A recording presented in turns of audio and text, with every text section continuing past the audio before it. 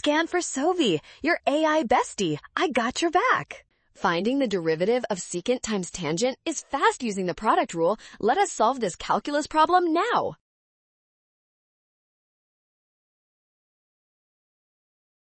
First, we identify our two functions as secant and tangent. Since they are multiplied together, we must apply the product rule by taking the derivative of one while keeping the other.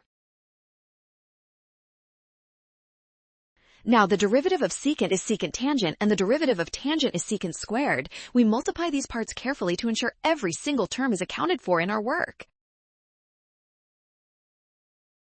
Finally, combine terms to get secant cubed plus secant times tangent squared. This matches our target. You crushed this tricky derivative problem.